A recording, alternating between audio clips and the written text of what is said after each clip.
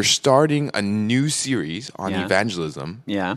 Can you tell us a little bit of the vision, the idea behind the class, or like what you're hoping to see the church come alongside and do and participate through this class? Well, it is equipping saints to do the work of the ministry is kind of the idea, and part of the work of the ministry is making disciples. Yeah. And so making disciples is going to require people responding to hearing and understanding. I think that that's kind of a key point, is understanding the good news of Jesus Christ.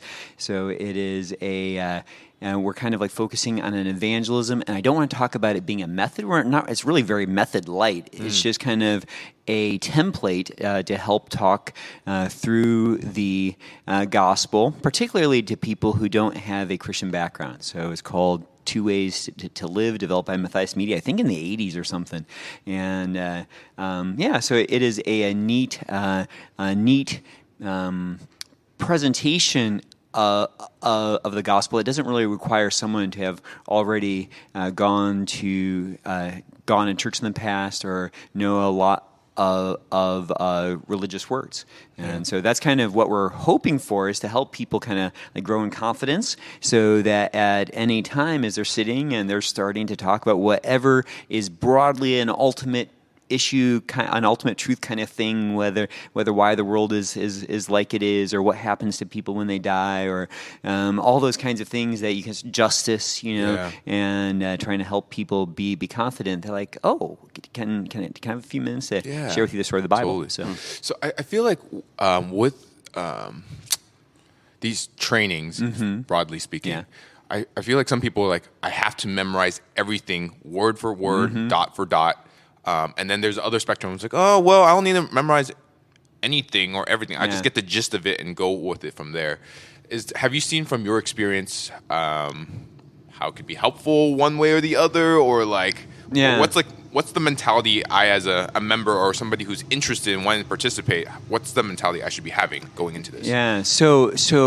And there was a church email that went out last week, and a lot of people read. There will be it did seem so. It did seem so. Yeah. So I think we should send out more church emails. Yes. It was fun.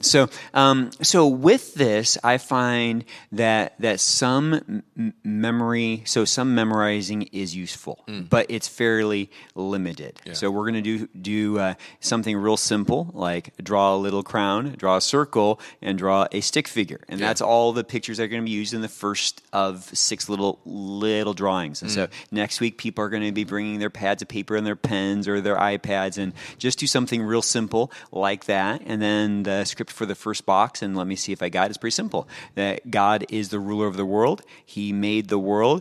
He made us to rule his good world, giving honor and thanks to him. And then you've got a little transition statement there of although God made the world good and it's wonderful, clearly the world is kind of a messed up place. Now that's my ad lib transition statement, but it doesn't work the way that God originally designed it. So what went wrong?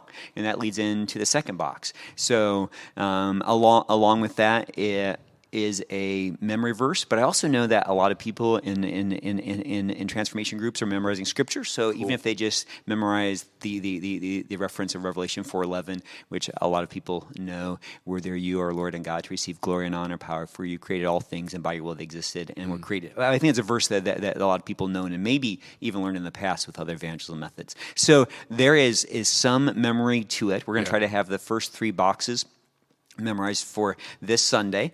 As people sit in little groups and try to practice. There is going to be lots of public shaming if people don't do it perfectly. And no, we are going to be very gracious with one another. I've tried to memorize what a transition statement is, and I just botched it. And so that's fine, because I got the major idea. But it really is just kind of like wanting to give people tracks to kind of guide a conversation through. Absolutely. And so really, if you were sharing the gospel with someone, you would never just say those 3 statements that God is the ruler of the world. He made the world. He made us to rule the world under him, giving honor and thanks to him. You wouldn't just say those three statements.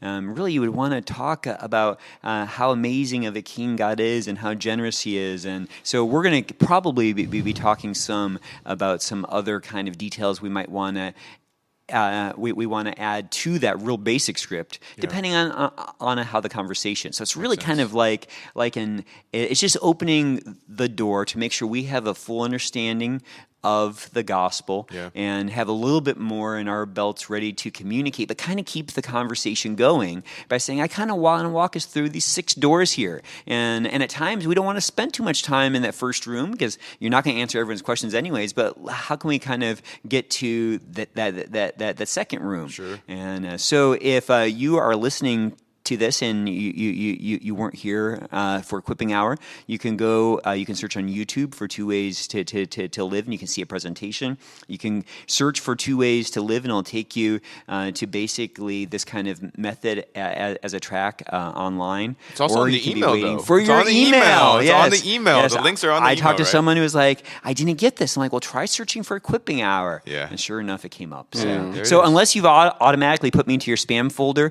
you probably got it. Yeah, one thing I love about this model is that it's good for us as believers as well. And even when you talk to people that are churched, I think you'd be surprised how few of them really can communicate the story of the Bible. So to be able to do that well, we've used this to teach our own children the story of the Bible quickly. And it's neat that when they can do the pictures, they enjoy doing the pictures. I'm so glad hearing that. Also, it's kind of fun knowing the pictures, and you can always have a napkin or something at a restaurant and give somebody something else to look at besides you. Right. And it's just a nice little thing to do. And then the other thing I love about this model is that you're always looking for an in when you have a evangelistic or when you have a conversation with an unbeliever. You're thinking, I wonder how I can get to know their heart, who they are, and then what will lead us to go to Christ. And most people are willing to complain. So as you're talking with most people in the world, they're going to be sharing something about why this world is broken. That's really good. And so then it's good to, that's the second box. So so that's like we're in. Once they start complaining, we're kind of in. And then we can ask them how do you explain what the problem is, where that problem came from, and what is the solution? And so then they're going to tell you their story of the world. And then that gives you an opportunity to say, well, there's another perspective. And let me share the story of the world according to the Bible. Because you're right. What you're groaning about here, maybe a lot of times you can find something in it that might be right. Right. No, that is a groan. That is a groan. And we as Christians groan about that too. But we have a different, we think it's caused by a different thing than you do. And then also we think the solution is different. So those questions are like, what can you just share that again? So you're talking to someone, and they are and like this happens all the time. Like whether you're in a coffee shop or coworkers, people recognize the world is broken, right? So you mentioned asking them what they see is wrong with the world, how it got that way, and what the solution is. Was that what you said? Okay, exactly. That's really neat. First, you obviously empathize with them if you can. I mean, you're not going to lie, but you try to empathize with them if it's possible. Recognize that you groan over something similar, perhaps. Bad bosses. I mean, it's true. We groan over people using their authority positions in sinful ways. Yeah. What do you think is the solution? Usually their solution will be something like fixing the circumstances in some way.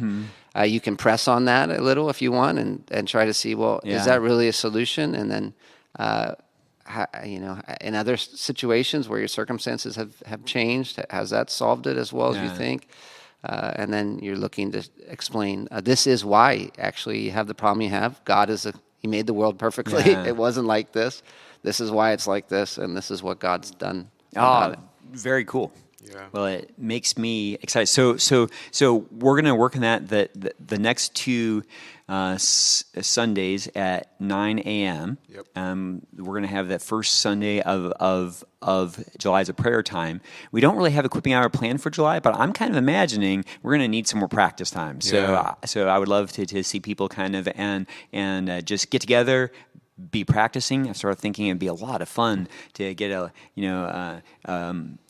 appropriate list of people we are praying for, and be praying for who's going to try in this upcoming week. Maybe we can try out on some of our Christian friends first. So kind of hoping to do some practice off this. Because like we do this in our industry a good amount in the sense of script practicing, because we want. And what is your industry, Will? I have a house in Orange. But like you're talking about like practicing with one another.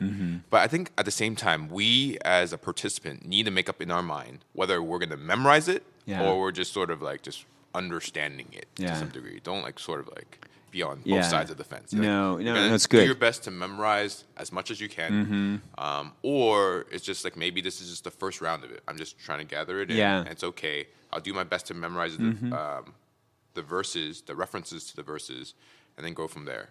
Because like if you're doing one or the other, I feel like it's easy just to give up. It's like, I memorized it. I'm so behind. Just forget about it. It's like sort of like reading and things like that. So I think it's going to be exciting to see what we learn from this, from the equipping hour. Yeah. I'm a wing it kind of guy. So to the wing it kind of people, I would maybe just encourage them to try to memorize it. To the guys that are all like super intense about if I say one word wrong, I would say to them, hey, work on memorizing it, but recognize that you're not justified by your memorization of this script. Right. So, but to those of us who are more like, hey, I get the basic gist, it's good, to they put a lot of thought into it, so it's probably good to push yourself to. Don't be so proud to think that I just got this. Yeah, it's a good skill to work at memorizing. Of things that we can do that can benefit a lifetime, I really think that this is one of those. It's just a man-made template, but it's also a template reflective of what Scripture clearly teaches, even reflective of some of the flow of how Scripture goes. Yeah. And so I think that really if someone puts in a little time now, they could totally be using this for 20 or 30 or 40 years. And what happens when you get in conversation sometimes is you're like flustered and you're like flailing, and it's nice to have some things in your mind. Video. Yeah, some things in your mind like, okay, I can say that. And then when you say that, it starts getting you moving in the right direction again. And the point of all this is not to like necessarily, I'm a robot, I'm going to say this, that, please, the other. no. The point of it is more of like, I want to be able to listen to what the person has to say. But Right. if I'm thinking about like, what am I going to have to say there? How do I get to Revelation? How do I bring in Romans? Yeah. It's like you're missing the point in the sense of like the person in front of you. And That's having right. that It enables conversation. you actually to respond to them. Right. Yeah. Right. So That's good. I'm Yeah. excited. Yeah. Thanks, Will. Yeah, it's good.